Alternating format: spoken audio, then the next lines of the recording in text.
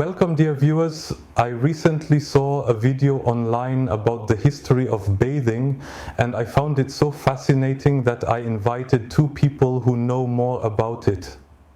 With me are Sonia Alkaline and Stefan Colombucci, and you both are involved with alkaline bathing. There was so much in it that I wasn't even aware of. The video explained that there really was a time when people were much healthier than today, and it apparently had to do with bathing culture.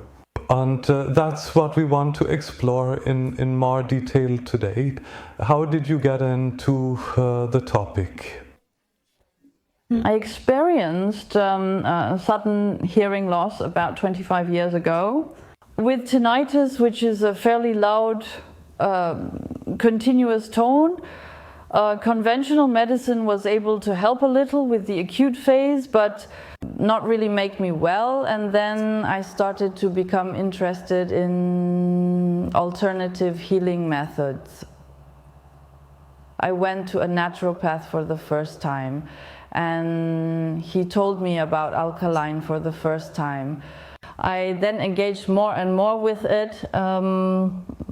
And by using alkaline body care, I delved much deeper into the topic, conducting my own research in this direction. I've heard a lot about us being over-acidic, and of course that has a lot to do with diet, but you found out that diet and exercise don't contribute as much to health as alkaline baths do. Is that correct? Yes, that's correct. We researched the alkaline bathing overall and then went back into history, finding many pieces of evidence showing how the world looked back then. That bathing was simply a normal part of personal care, and in the year 2005 we put this bathing story on paper for the first time. That was actually more of an introduction to an overall picture. The focus is on how to actually take an alkaline bath, what temperature to use, and especially which bathing medium to choose. And then there's also the history of how alkaline bathing was done in the past. You have the book there too, maybe show it to the camera. Alkaline bathing in the Fountain of Youth. Fountain of Youth is a term one might have heard, but what it really means is that it is true that there were times when people took baths for weeks and then truly emerged rejuvenated. We also studied the painting The Fountain of Youth by Lucas Cranach in this respect. We had it in our bathroom for years and were able to meditate on it for many hours. We found that the water in this bath is now very strong.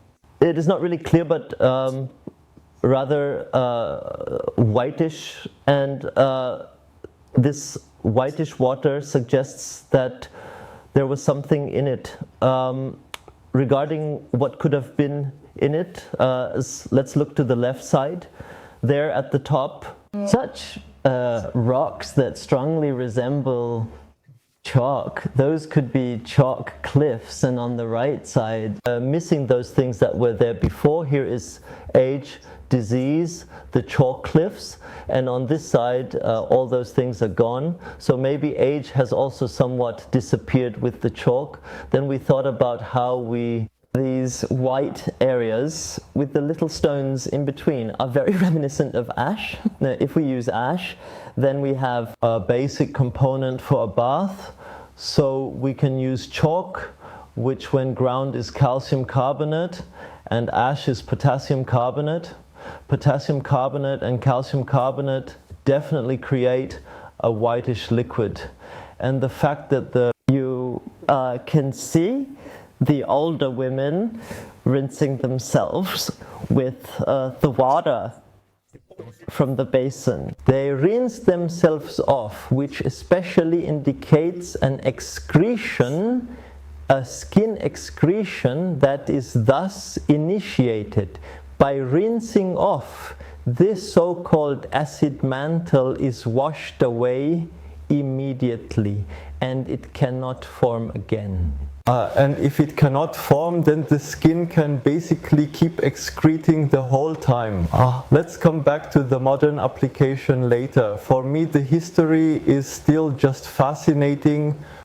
Up to John the Baptist and the procedure, I find it so interesting because we think of baptism as just a bit of water sprinkled on the forehead, on the head, but it was something completely different. He was actually known for being a baptizer, that he worked with people and in a way healed or made them healthier. And for a long time the profession of the bather, before modern doctors and physicians existed, kept people healthy simply by having them bathe regularly, and then people were much stronger and younger. I could say so much about it, what fascinates me, and we also know the story of Asterix and Obelix is basically that they say the Romans were essentially the weaker ones, and in the village, in the Gaulish village, they were much stronger, even though they did not have the weapons like the Romans and the armor and such, but were simply stronger on their own. Is it true that people back then really through these applications? These alkaline baths were indeed making them healthier and stronger and more powerful. It is also said that the Romans fought so-called naked savages, but they were so strong that the Romans themselves were repeatedly surprised. That's right. So the people living here, the Europeans, basically in Northern Europe, like the Gauls, Germans and Slavs, as we call them today, they had different names for themselves, of course, and they were stronger. They were much stronger, and this is not known from them themselves, but from the Romans. And history was then written by the victors. Normally, the victors write something that is more advantageous for them. They conceded, however, that they couldn't overcome the Germanen. And this, even though they arrived with armor and were very well trained technically, whereas the others were basically naked. They didn't freeze and they could move better. What apparently kept the people strong and healthy for centuries or even millennia, so much so that they resisted the Romans for a long time, despite the Romans having weapons and armor.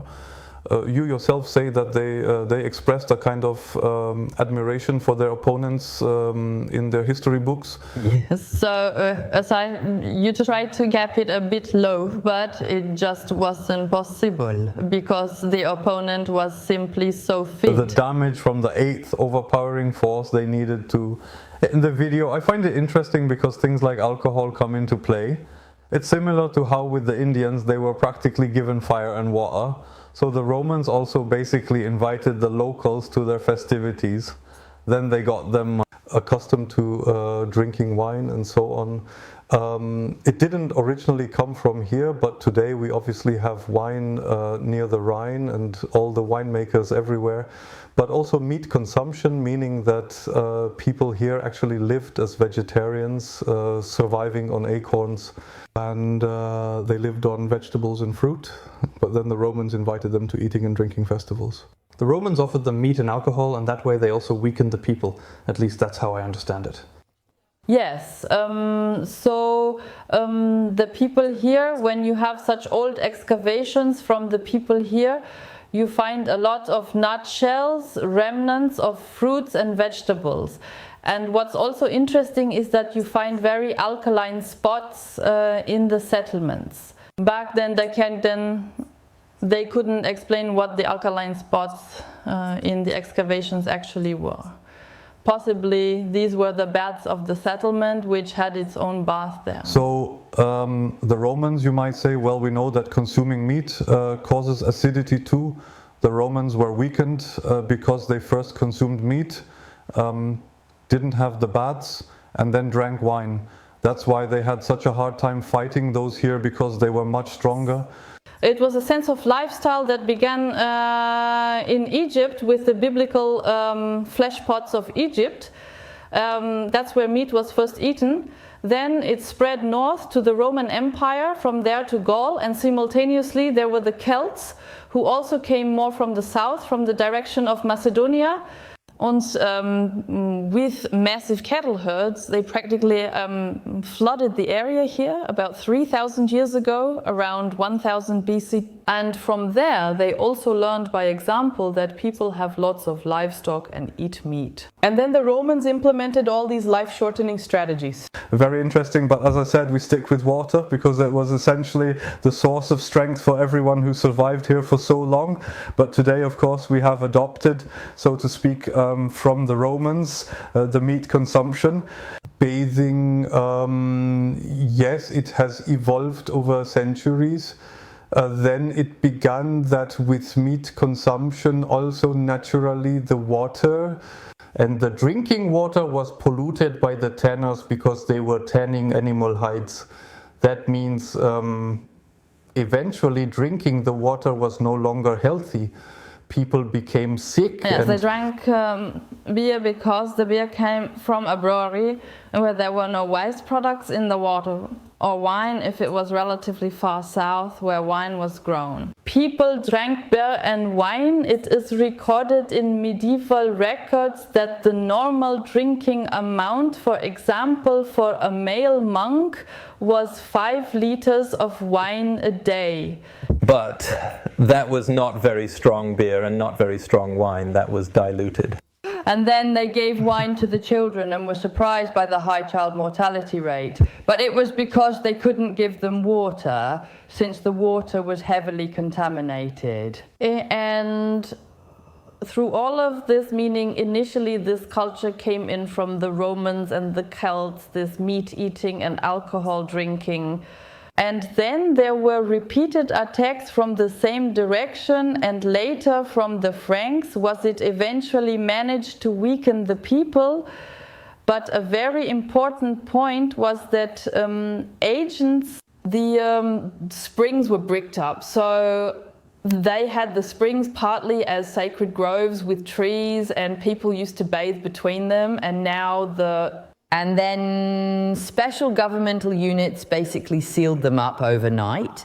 And then people could no longer bathe, and as a result their lifestyle combined with the inability to bathe made them so sick that a larger group could overpower them. First, the springs were walled up, and then a church was built on top of them. Approximately between 1100 and 1300, these churches were built there. And you still find these bathing places in many Catholic churches today, for example, under the Cologne Cathedral. Large tubs where only the cardinal knows what is actually done there. The caretaker does not have access to these premises. Back then people didn't live very long, and that's why we say today we have a life expectancy of 70 years or so, which is good because people used to die at 30. In the past, for example, until the year 500, there was a tradition here of having many oak trees in the garden and baking bread from them. But this wasn't just here, it was actually common all over the world. The oak has 800 different varieties, somewhat like apples today. Everywhere bread was made from acorns simply because you can't really eat acorns any other way. There are 2 methods. You can either grind the acorns and then soak them to remove their bitterness for 24 hours, and then you pour off the water, resulting in a sort of dough. Then you mix the water with flour to make a dough, place it on stones and dry it. That's how the first bread is baked. Or the other option is to take the acorns whole and roast them. They become quite dark brown. Then you grind them and pour water over them to make a drink. And that is then coffee, and it is alkaline. It's very alkaline. Acorns are alkaline, exactly, and that fits well. Acorns have milliequivalents of plus 16, and that is a lot when you know that regular wheat bread has minus 17, so it's exactly the opposite. One is plus 16, the other is minus 17, and white wheat bread is minus 10. Those are relatively extreme values, so to speak, on the acid scale. We assume that in the past people were strong because they had an alkaline diet through acorns, for example, as opposed to meat and grains, which tend to be more acidifying, and also took alkaline baths, and contrary to what we have today. So let's get back to what we can learn from this today. What would make sense nowadays, aside from changing our diet, avoiding meat and so on, as these are all things related to acidity. But regarding the baths, what do we do then? Alkaline baths are meant to release acids from the skin. The nice thing about skin is that it is available everywhere. There are hardly any cases where the acid has to travel a long distance from the depths to the skin. The distance is usually around this area. It doesn't need to go further because on the arm there is no such distance. The skin is available everywhere. And the nice thing is, when we are active, when we use our muscles, when we move and exert ourselves, we generate heat. And this heat pushes the acid out of the body. The skin starts to sweat, and the sweat cools the skin. Mm-hmm. The skin becomes cool while the muscles become warm, and the acid now moves toward the coolness. And that pulls the acid out of the body. What do you recommend for that? Is there something like soda? It's basically about having neutralization potential. Soda, baking soda, carbonates. For alkaline bathing, you need the right temperature, we just talked about that, and the body temperature. You need a neutralization potential, whether it's sodium carbonate, bicarbonate, potassium carbonate, or calcium carbonate. This actually plays a minor role. The third component of alkaline bathing involves a mixture of gemstones which are used following the indication. Gemstone therapy, let's say. It might sound a bit esoteric, but there are certainly, we have tested it. I have now bathed roughly 2,000 people. By the way, initially we did 72-hour baths with 2 participants, one after the other. And we checked to see if anything could occur that might be described as overbathing, like getting webbing between the fingers. That would be the first effect, right? For instance, yes, the only negative effect that occurred was damage to the fingernails and hair. Yes, because acids are incorporated there. Acids are incorporated into the hair with the fingernails, which consist of similar material. But bathing for 72 hours isn't something you do regularly.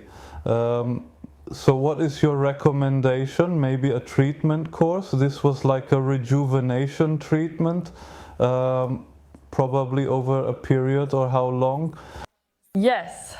So what we know today was either something like 2 to 3 weeks every day for 12 hours, or sometimes even 2 years every day for 12 hours, or actually 4 months non-stop, day and night in the water. Or rather in the bathing medium, as I would say. It's actually not water anymore. And the effect, do you have people who do it and actually become rejuvenated? Yes, it's most impressive when you have someone who is already a bit older. No, someone who looks like an old man, that's where it's most noticeable. For example, an elderly woman who takes a bath for 12 hours. And after this one 12-hour bath, you can see that she was once a really beautiful woman. She's then, you can already see it, and you can already see the shine. And see that underneath, there is a young woman. And the longer this treatment lasts, the more you bathe, the more it's like bodybuilding, the clearer it becomes, and eventually it becomes almost a normal state. Gemstones have a certain natural frequency, and that's how they vibrate. Through the water, this vibration transfers to the body, and in the body there are deposits of waste that resonate with these vibrations and can then harmonize, allowing the toxin deposits in the body to break down more quickly. The option is twice a week for 2 hours. That's quite manageable. You don't get too bored. You could watch a movie in those 2 hours if you want. And it's also a good frequency. You can handle twice a week for 2 hours. And then are there specific symptoms or certain types of people, or perhaps certain combinations where you say it's not the same for everyone, but you first take a look? You say one can figure it out themselves, but I wouldn't know which gemstone would be suitable for me. Do you have enough experience to quickly determine what's good for me? From our club, there are several members who started formulating and mixing bath powder jungle, and some of them made a really, really good bath powder. This is certainly extensive knowledge, and regarding nutrition again, what would be sensible, like vegetables are probably better than fruit, or since oranges are also very sour. So I could mention a few values in a normal orange. An ordinary orange has as many minerals as 2 kilograms of salt. And you need 2 kilograms to have as many minerals as in a single orange. You can see minerals again. Even Himalayan salt has 99% sodium chloride. There's more salt, which has at least 2 kilograms. Only 75%, but it's just too much. That's why salt has a very high negative base value when taken orally. That makes every dish strongly acidic, pushing it into the overly acidic range. The idea is that with an alkaline diet, there are more minerals in the food we consume. Through the toxins that are in there, they are removed from the body. Take cheese, for example. That's a good example. Cheese does contain a lot of calcium, but when it is metabolized, much more calcium is taken from the body than is supplied. More calcium is taken away from the body by cheese than is added. This makes it effectively a calcium thief. What do you drink, eat and brew? Interestingly, oranges are very alkaline because it's about the pH and not about the sour taste. A surplus of minerals might also be a good term for it. It's about 1,000 equivalents. In that regard, the orange is really good, the tomato is very good, the cucumber is very good. Additionally, everything is better in organic farming than in conventional. Conventional farming uses phosphoric acid fertilizers. That's where the acidity comes from. This is why the pH level drops in conventional cultivation. Potatoes are the very best.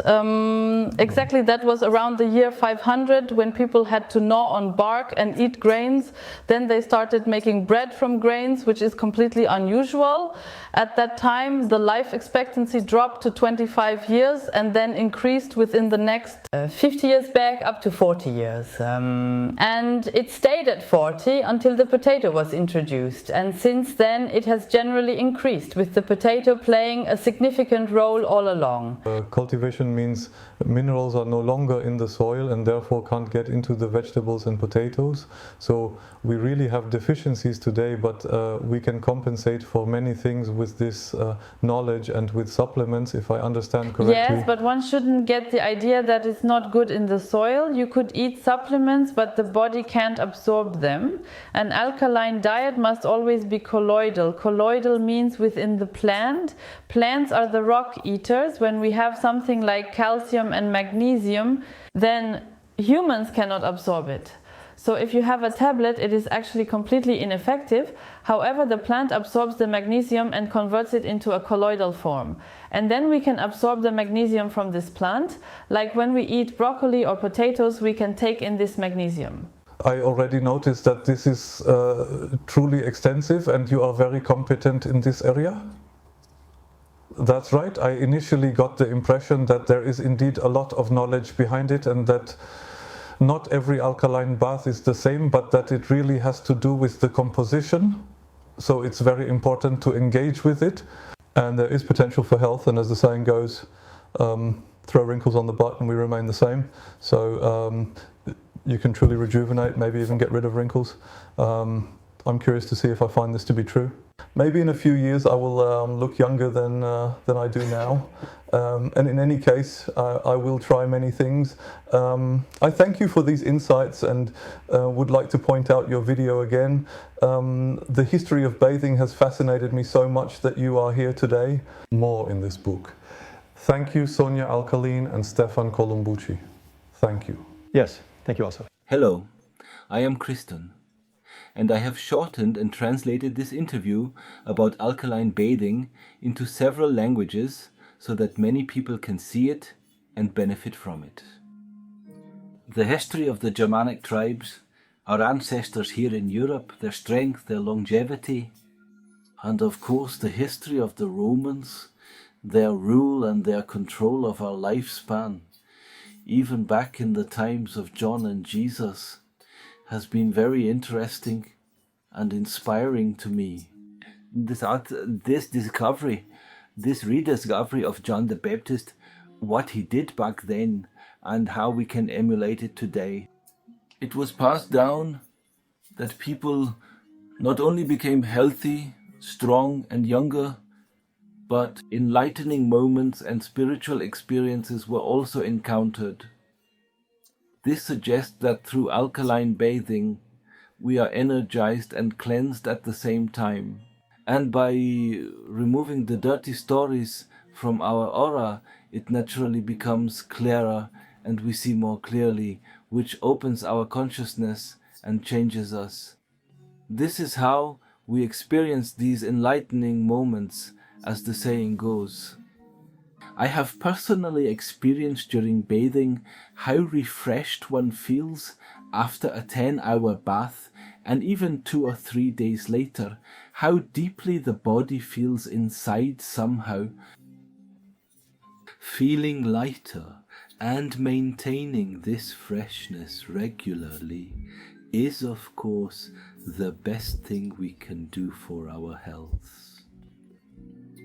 Nowadays, my personal focus is also on health, and when it comes to health, there are fundamentally 3 different things that absolutely must be considered: recharging, cleansing, and developing awareness. These 3 points are essential, and within these 3 points, you find everything related to our health care and, of course, to the care of our soul and our mind.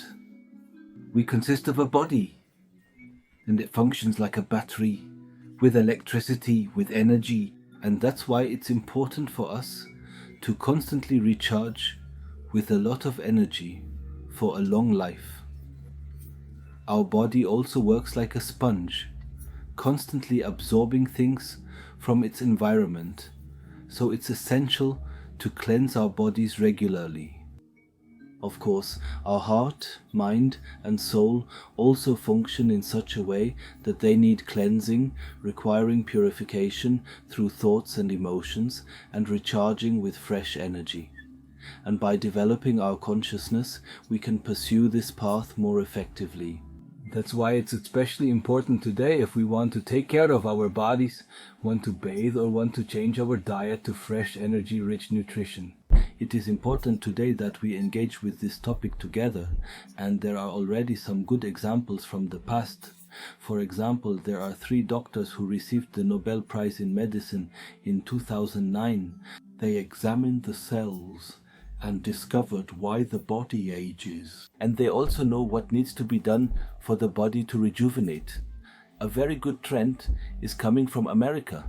There are already some measuring devices that can determine the biological age of the body based on comparison measurements with different methods.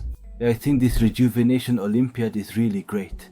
Anyone who wants can participate, and I think it's wonderful that we can collectively open up this field, this new dimension, and benefit from it.